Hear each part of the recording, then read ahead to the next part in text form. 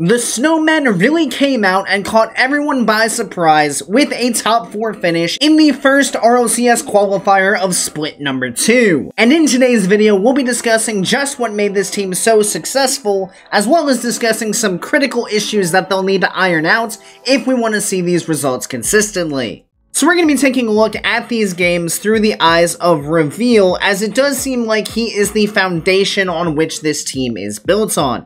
If he has himself a solid game, the rest of the team flows as well. If Reveal finds himself kind of panicky running around the field, then the rest of Snowmen will follow in that chaos. So we'll be taking a look at 2 games here, both Game 1 and Game 3, and the thing we really want to pay attention to is the switch of control that happens, because early on in this series, Snowmen does have large control of the ball, the field, the boost, and the game as a whole. But as we move on throughout the series, especially once we get to Game 3, Genji starts to take more control of the overall game, and it results in Snowmen being quite panicky and chasing the game rather than playing under their own control. So let's go ahead and roll these forward and see what we can see here in terms of how Snowmen play across this series. So great start here as we go ahead and fake that kickoff, gonna give us control right out the gate. I actually love the idea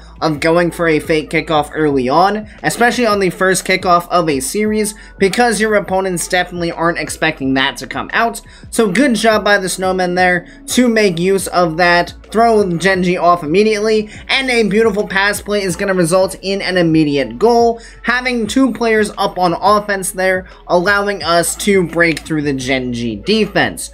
Off the next kickoff, this one just sneaks on through. A little bit awkward there for sure. Looks like there might have been some kind of mistake on that kickoff at the midfield that allowed the ball to slip right through, but all good. We get ourselves the 1-goal lead for a reason, and this is another staple of the Snowmen, is just these aggressive boost grabs. We are going to see through this Game 1 a lot of time that Genji is going to be on very low boost, and that is largely due to just how proactive the Snowmen are in ripping those boost pads out from the corners. Because even here, only Appjack has boost, and he immediately gets taken off the field, so now all of Genji very starved out, and it's gonna mean that they kind of just have to pop this ball away, and it's gonna allow Snowmen to continue to bring this ball back forward. Again, only first killer in this situation has boost. He's going to go ahead and use it. Chronic does have some as he comes back, but we've just stolen both corners again, with Scribbles taking the back left and now Reveal grabbing the back right, meaning that again Genji find themselves on the back foot here. Great shot, top corner of the net, and just going to get saved away. Genji trying to survive here as they push this ball out of their defensive half back into the half of the Snowmen. But again, they're pushing forward now with very little boost, which means the Snowmen can just take control of the ball back, push it back into Genji's half, and put Genji right back on the back foot. So what we're seeing done really well here from the Snowmen is just maintaining these boost pads, which mean that Genji really can't launch any kind of dangerous counterattack, because as we see here, with only 1 player having boost, you can't really sustain any kind of meaningful offensive charge. Scribbles now up into the air, again forcing boost out from Genji, just putting them in awkward spots and making sure that we are in position to pounce on these clear attempts. If we weren't in a good spot and we're kind of just allowing open space on the field that these clears could find, then Genji would have the opportunity to secure boost as they moved up the field, and they would be able to chase down the loose ball. But because we are making sure that we are positioned well to handle where the clears are going, it means that Genji doesn't really have any option of where to play the ball where they can actually chase it back down. Same thing here, Appjack moving forward on low boost. We play the ball back into the corner, challenge the next player out, and now again we have a free clear as Genji can't maintain that offensive pressure. And just like that, another nice pass out of the corner kept Genji in an awkward spot there, and we secure the 2-1 lead. See if this kickoff goes well for us now that we have the lead again, and it does, again bumping Appjack off the boost there to make sure that he doesn't have an option, and a great save from Reveal, utilizing that boost that he stole from Appjack to be able to make that save. Abject now with boost, so does Chronic. First Killer has a decent amount as well, but now we see Abject not be able to maintain possession of that ball, and it results in another clear coming through from the Snowmen. Again, another loose ball just found in the Snowmen's half, gonna mean that the Snowmen can just bring it right back in. And again, Abject coming through the air with absolutely no boost. In this case, it's just a poor defensive play made by the Snowmen that's gonna allow Gen.G to sneak back through. And that's another important thing that we're gonna notice, especially as we move on to Game 3, is that when the Snowmen are forced to play defense, they can be prone to making mistakes. I don't think this is a team that enjoys being on the defensive half. They can play defense, but if they're stuck into a defensive position a little too frequently, they do tend to struggle in those positions. In this case, though, we have another situation where there are multiple offensive players ready to attack the ball as we're pushing on offense, and Reveal goes ahead and puts that ball in the perfect spot with the bottom left slot so that the defense can't reach it. And now we're going to see another really good element of the Snowmen playstyle, where they start to play with a lot of patience and refuse to really overcommit. And now this is something that I wish they would use when they do find themselves in a bit less of a solid position, although here we're going to go ahead and get the 2-goal lead. But the key to surviving well in Rocket League is being able to play patient even when you're under pressure. One of the worst things you can do is, if you find yourself under pressure, is diving at balls, just frantically running around the field. It's all about playing patient and making sure you put yourself in good spots that is going to help you win games. And that's one of the key differences that we'll look at as we finish off this 30 seconds in Game 1 and move into Game 3. Because we'll see here, Reveal just calmly knows there's no threat on this ball, knows there's no reason for him to push forward, so he just waits on the ground, pops this ball up, makes sure there can't be any follow-up from Gen.G, goes up and immediately gets the challenge, and now, yeah, we'll just float with it, force out any challenge we can. We'll just calmly rotate back here, allow teammates to come on in. Again, right here, nothing really needed to be done, just make sure we keep the ball in a fairly safe spot. And with that, we're going to go ahead and finish off Game 1, very much in the control of Snowmen. Not a whole lot that Gen.G was able to do outside of a couple Snowmen mistakes, one on kickoff, one on a low boost transition from Abject.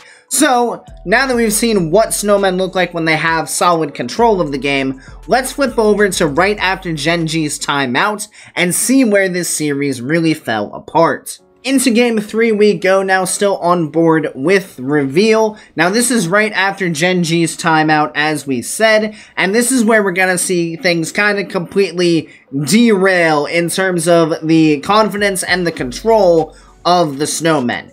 So, working out of the corner, Scribble's taking control here. The first bit of this game is going to look fairly solid. Nice control here from Frosty in the corner, looking for the possible pass. Reveal doing a great job here of recognizing the space. We take control of that ball, work it out downfield. But now, one of the key things that we'll look at as we move into this game a bit further is for the Snowmen to get caught in situations where they're popping the ball into the offensive half, but they don't have the players or the boost to be able to follow up any kind of offensive pressure, so they're unable to maintain any offensive presence on Gen.G's half, and it results in them being stuck on defense rather frequently, and then when they do have possible opportunities on offense, it results in them pushing a little too aggressively and then getting caught out.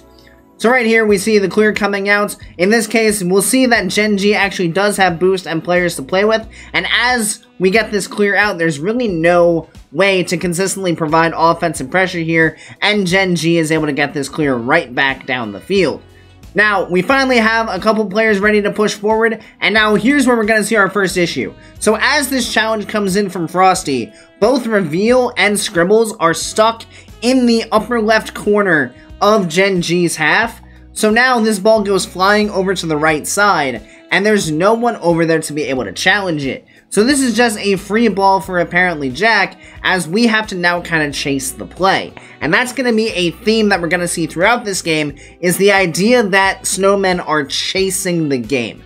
They're not positioning with, like, the read of the game in mind. They're just reacting to what's happening. And it's really going to be this panic positioning and lack of thinking ahead that's going to catch Snowmen out in a lot of positions. Because right here, Reveal gets demoed as this ball comes downfield. And because of the retreating defense, now Gen G has a perfect opportunity to slot that ball home. But that was all because Snowmen found themselves completely on one side of the field. No one was able to cover the clear on the other side of the field. And it allowed Gen G to counterattack.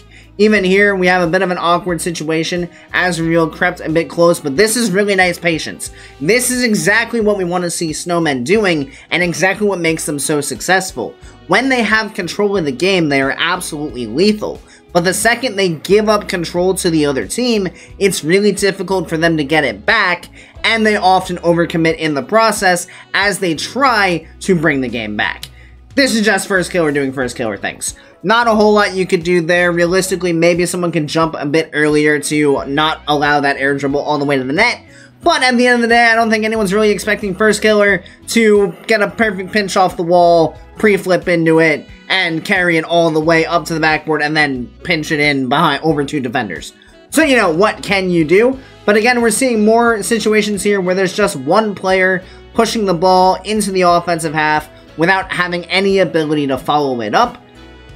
Again, here we'll see Frosty use all his boosts as he flies into the offensive half. Same thing with Reveal here. Now, again, only one player can really get on the ball, and there's not a whole lot that can be done as Gen G just works the ball around, and again, gets an easy clear out.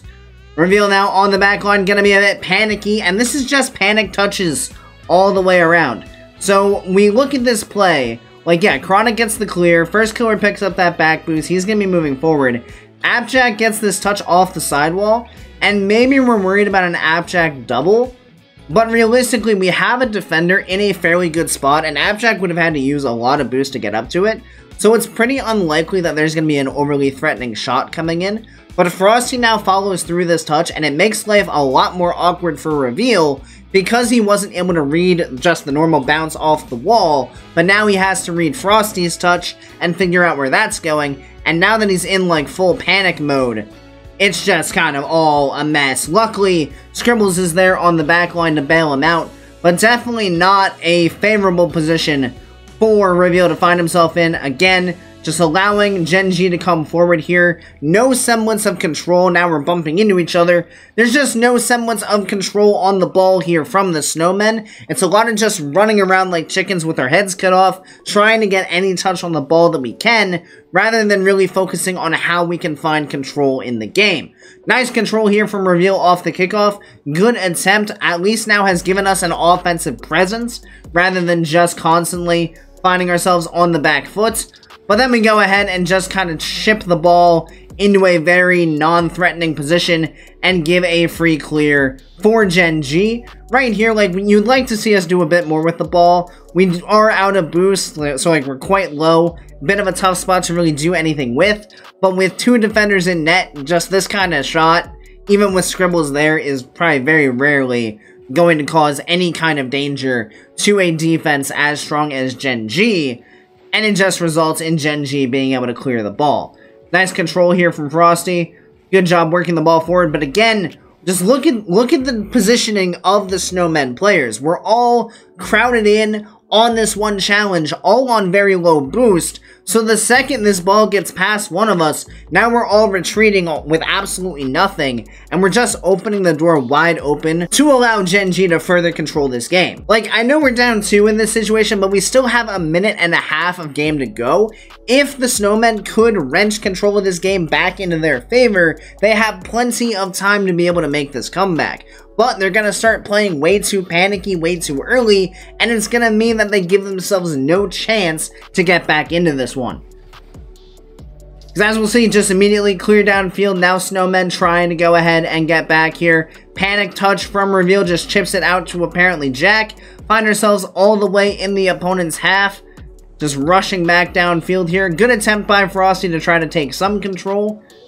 And again, immediately challenged by Gen G. Just absolutely no way for us to break out here. And now an absolutely massive triple commit into the net. We're just not positioning ourselves where we need to be able to stay ahead of the game. We are purely playing reactionary Rocket League, and it's resulting in Gen G just constantly maintaining control of the ball. And it's just awkward positioning all the way around. We still have time, right? Like, there's no reason to panic. Like, here's some good patience. We're out of boost, so it doesn't really work, but here's some nice patience by the Snowmen roster. Even here, we're going to now have control of the ball. Like, this is great. This is exactly what we'd like to see, and good idea on the play there. So once we got to the final 30 seconds, for a brief moment there, it looked like they got some semblance of their control back, but they played the majority of this game without having any control of the play at all. They pushed into the opponent's half with only one player without having any boost, no semblance of offensive structure to be able to follow up on the play, and it just resulted in them constantly being stuck on defense without really being able to do much of anything. They just need to find ways to settle themselves down when things aren't really going their way. As we saw in this game, they got themselves down a little bit early on, and then as we got into the second half of the game, it was just absolute panic central. At the end of the day, they simply found themselves chasing the game a little too often, and that meant that all they could do was react to what Gen G were doing, rather than taking control of the game themselves. So in the future, when they find themselves in these awkward situations, yes, they're all incredibly fast players, but it'd be nice to be able to see them slow down, take a breath, and actually make sure they're positioning themselves where is actually beneficial, rather than simply chasing the play. Of course, thank you guys so much for watching. I really do appreciate each and every one of you that made it to this point in the video, and I do hope you enjoyed it. If you did, make sure you click that subscribe button right down below, so you make sure you don't miss any future Rocket League content. Additionally, if you'd like to be a bit more involved in the community we're building here, feel free to join my Discord, which I'll have linked down in the description. And as always, I hope you guys have a great rest of your day, and I'll see you next time. See you later, guys.